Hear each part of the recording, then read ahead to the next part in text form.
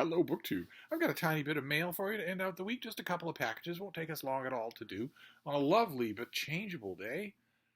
Tiny little 5-minute rain showers, bright sunlight, huge scudding clouds. A weird, changeable day. I'm hoping this is ushering in some settled weather, but I think the opposite is true. I think we're going to have an unsettled week.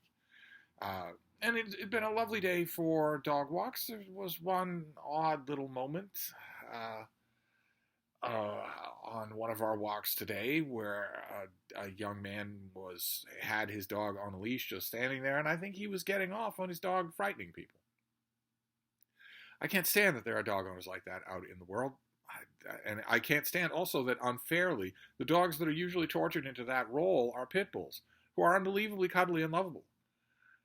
They've got a lot of muscle mass, so that if you're a fairly evil and kind of brain dead young man, that's all that will matter to you, is that your dog looks intimidating. You won't care. You know, starve the animal, beat the animal, get the animal to be vicious.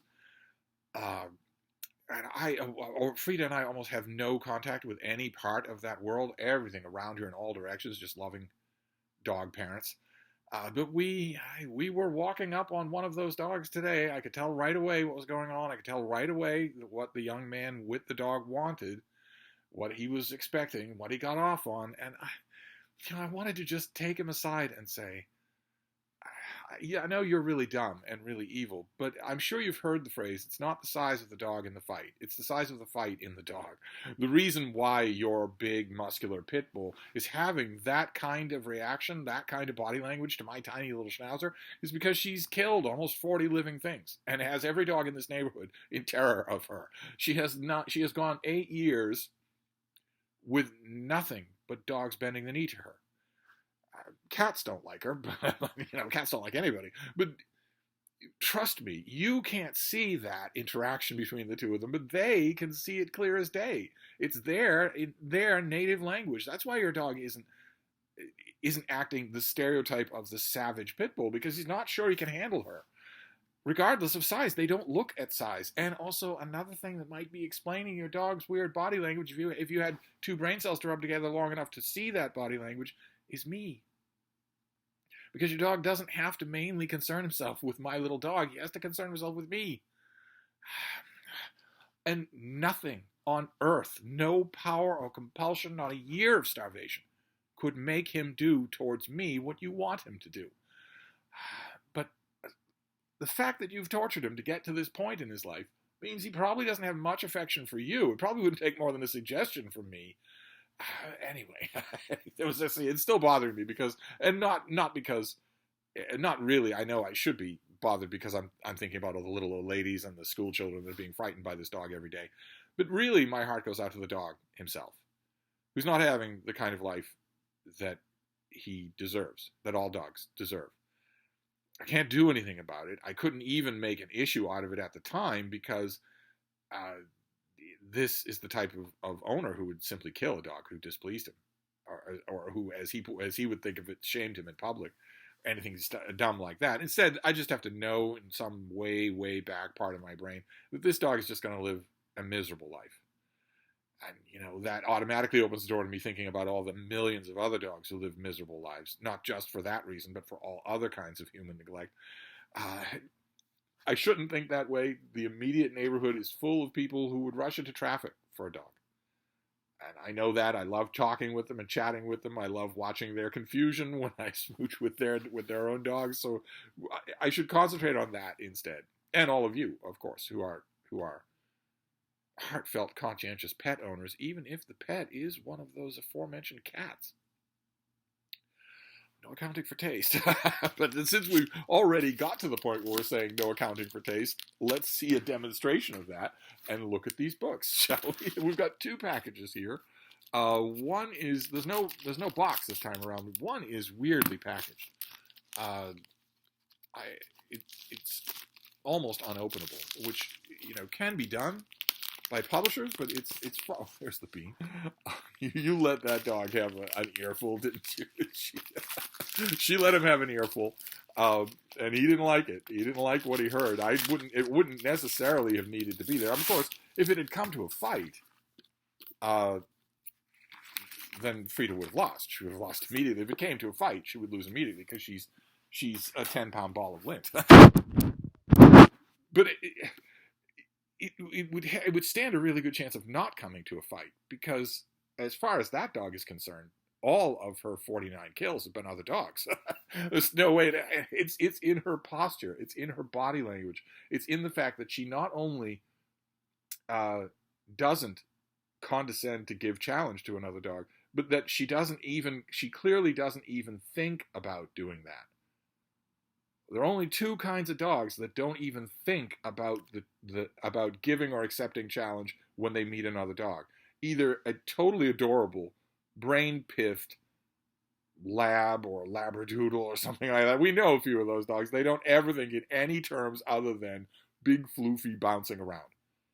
They're basically very small little children, human children. Either that's one kind of dog that never thinks about giving or accepting challenge, which is a concept that I'm just really looking at. You're not going to know what I'm talking about. But that's one kind of dog that never even thinks about it. And the other kind of dog is this kind of dog. And no dog wants to mess with that kind of dog, even if I'm not in the picture. But I was in the picture. It's just, it annoys me, that's all. But anyway, let's see what we have here. Oh, okay, great. Fantastic. All right, this is an indie book that I get the pleasure of showing it to you. I get contacted by some indie authors. It really started late last year, and it's been happening spattering here. I don't know why more indie authors don't contact me. It's only to their own benefit to do so. Not necessarily because I'll review their book, but because if they send me a print copy, I'm going to open it on camera in front of hundreds of ardent readers, readers who might see it and really want to get a copy. That could easily happen now. If you're an indie, a self-published author, I would think it would be worth your while to put a book in, a media mail envelope for $2. Forget about it and put it in the mail. You're gonna get exposure, which is the one thing indie books don't get. But anyway, let's see what we have here. So this is by Dan Stratman, and it is called Vanished, Behind Enemy Lines.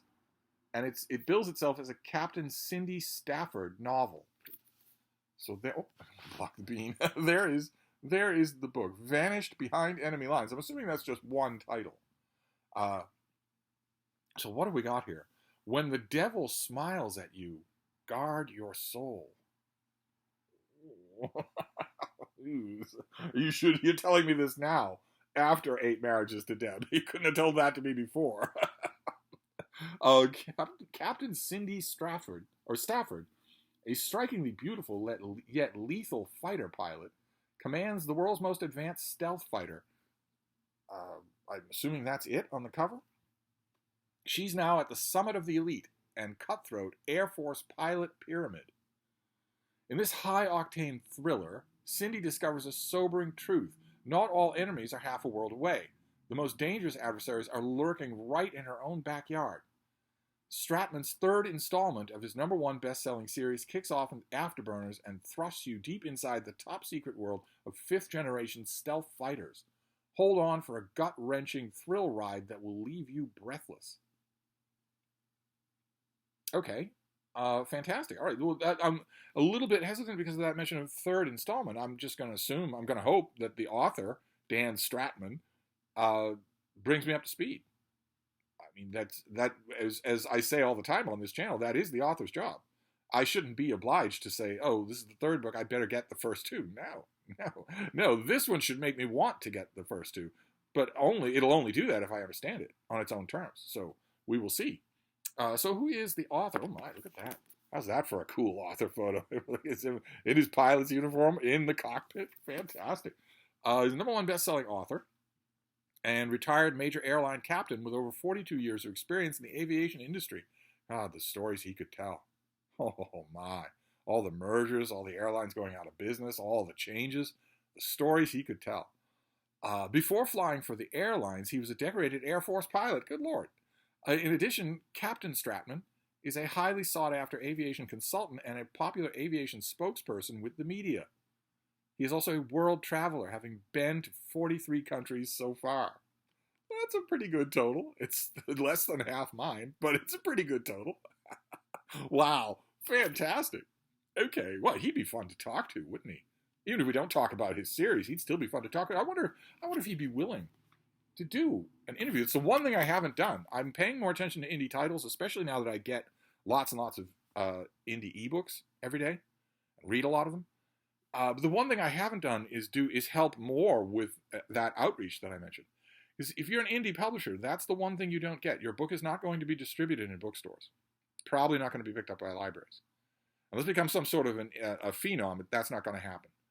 Whereas mainstream publishers promise that as part of the deal for you signing your soul away on the dotted line. They promise it. They don't often deliver it anymore, but they do promise it, that your book will be in bookstores or gettable by bookstores or whatnot. This is gettable by bookstores. The gap between the self-published or indie published world and the mainstream world is razor thin now. As you can tell, this is a totally professional thing. This would not stand out as a trade paperback on a Barnes & Noble new release table. It wouldn't be that you'd be looking at that release table and think, okay, this was done by HarperCollins and this was done by Uncle Fred in his barn. No. This is solidly professionally done. The one thing you don't get here, though, is PR, is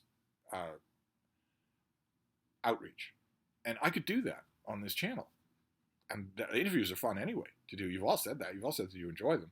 I'll have to get in touch with him and see if he'd be willing to talk maybe about this. We have 40 minutes because I have the bog standard Zoom edition. I'm not going to pay for Zoom. So he could talk about this book and this series. He could do what I'm hoping the book does for all of you, which is to catch you up on Cindy Stafford. Who is she? What is her story? What do you need to know in order to read this book comfortably? But he could also tell stories about his 40 years of experience in the air. What fun that would be. I'll reach out and see if he's willing. Also, for what it's worth, you budding authors out there, I can tell you this from firsthand experience, both in the reviewing world and in the book selling world. The more you make your reader like you, the more disposed they're going to be to like your book and to buy your book. The idea of the curmudgeonly author, I know this from personal experience. I used to host almost all of our off-site events for the bookstore I used to work at. Well, a long time ago, I used to work at a retail bookstore, and I would be one of the ones that they would send out because I knew the author's work. I knew lots of the people that were involved in the event, especially if it was at the Historical Society or the Boston Public Library, and I could talk books with the people who were there. So they would send somebody with the cash box who could handle the money aspect. Apparently, they didn't trust me to do that because I would screw it up. Not because I would steal anything, but because I would screw it up. But they definitely sent me along as, the face of the book part of the bookstore. And I can tell you beyond a shadow of a doubt, in the many, many events that I went to where there were 3 or 4 authors all talking at the same event, the likable ones, their books, when the event was over and we had our stacks of books at the sale table in the back of the room, their books disappeared. And the one who mumbled into the microphone or who seemed a little bit irritated or hungover or didn't want to be there, their books didn't go, even if the book sounded interesting. I think it'd be a lot of fun for Captain Bratman to come on the show. But anyway, let's do this next package and see what we have here. It looks like this is just conventional publishing. What have we got here? Get that invoice out of the way, because invoices are inherently gross. What have we got here? Ooh. All right, this is wrapped in plastic, but can I deal with the plastic here? It's an awful tight job, but that's okay, because it's a pretty thing. You wouldn't want it to be ruined in shipping. How wonderful. Okay, great. Did not expect to get this. I don't think I requested. This is by Brian Sibley, and immediately a lot of you, some of you fantasy Uber fans are going to know immediately what this is. This is by Brian Sibley, and it is The Maps of Middle-earth.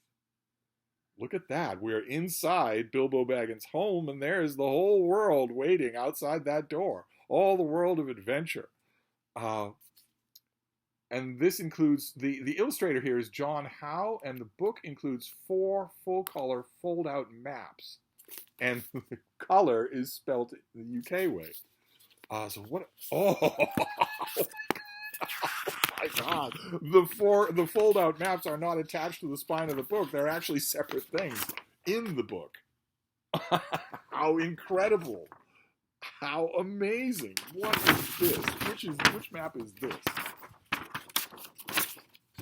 Okay, this is Middle Earth at the end of the Third Age. This is the setting, the map for the setting of Lord of the Rings, with borders of all the famous locations, all the famous things that we've got here. But there you go. What can the other maps be here? What is this other one that fell out here? Oh, there and back again. This is a map of simply The Hobbit. Just the locales of The Hobbit with that great artwork, the long expected party. Look at that. Oh, the unexpected party. And Smog there as the border of the map itself. That is the limits of what we see in The Hobbit itself. How incredible. Are you telling me the other two maps are also... Oh, they are. They are. All right. We'll do this. We'll do these maps, and then we'll go at the book. So what is this next one? A couple of people out there, Mark Richardson for one, is wincing at the very idea that I am excitedly handling maps because I might rip them. I'm trying to be gentle here. Okay, this next one is a map of Beleriand and the lands to the north. So this was ripped asunder before the Third Age. So, but this is giving you an idea of, and it's got the very pretty border illustrations on here. And then what is this next one? What will it be? We have the Lord of the Rings. We have the Hobbit. We have Beleriand. Will the last one be Numenor? It's going to be Numenor? Let's see what we got here. Yes, the last one is a map of Numenor. We don't have many details as far as Numenor goes, but this is all the details that we have. There's the Meneltarma. There's the Numenor is shaped like a star. The island is shaped like a star. And it's got, again, the lovely borders here. Fantastic. What a Tolkien thing. And then we have the book itself. And the book itself has lots and lots of pencil illustrations all throughout the book, it looks like. So we've got full-page pencil illustrations, but also spot illustrations as well.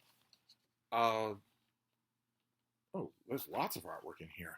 Quite a lot of it. A lot of it is. It's all very, very gracefully done. Well, I wouldn't give to have this kind of town. Oh, there's a great shot of Gollum. Look at that. Okay, but it looks like this is... okay, there are long introductory pieces here. An introduction, and then a little bit more introduction, but it looks like the bulk of the book is an alphabetical listing of the places of the Tolkien Legendarium with descriptions of all that we know about them. Do the descriptions come with references? No, they don't. Okay. So I don't have a sheet for this, but we'll just read here. J.R.R. Tolkien once wrote, quote, "I wisely started with a map and made the story fit." The Maps of Middle-earth presents 4 of Tolkien's iconic maps, reimagined and newly updated for this edition by acclaimed Tolkien artist John Howe, and richly decorates with scenes from the books. So Middle-earth, Wilderland, Beleriand, and Numenor. The maps are accompanied by an authoritative text written by Brian Sibley, which tells the story behind The Hobbit, The Lord of the Rings, The Silmarillion, and gives accounts of how the original maps came into being. Filled with illustrations by John Howe, many of which appear here for the first time, the book also features gazetteers of all the names on each of the 4 maps. They provide revealing insights into the significant role each place name played in the stories, including those of Numenor, the island kingdom once inhabited by Elendil and his sons, Isildur and Anarion, ancestors of Aragorn that was sunk in a cataclysmic storm following the treacherous deeds of Sauron, as told in Of the Rings of Power and in the Silmarillion. And we have full-color end papers here as well. Very intriguing here. Look at this. This full-color, this illustration here, isn't it weird to see? This is a map of the Third Age of Middle-earth with no place names. Isn't that weird? I've never seen that before. Is that the same thing on the back? No. The thing on the back is the First Age. also with no place names. How incredible. How amazing. Okay, well, so this is here. Let me carefully put these maps back in here so they don't get destroyed right out of the gate. This is an absolute treat for the Tolkien fan, for the Tolkien Uber fan. Fantastic. Don't I remember a Maps of Middle-earth volume from like the 70s that was a big oversized thing? I could swear I remember something like that. Probably I'm imagining things. But there you go. So what a mail haul. It's just 2 books. We have Vanished Behind Enemy Lines. Sounds like Captain Stafford is going to be facing trouble on her own side, which is always interesting. And the Maps of Middle-earth, a wonderful piece of Tolkieniana that I wasn't expecting. So there we go. That is the last mail haul of the week. I doubt very much that more mail will be coming today. So we will have a day of rest tomorrow. But I will be back with the mail on Monday. I hope. I will see you then. Thank you, BookTube.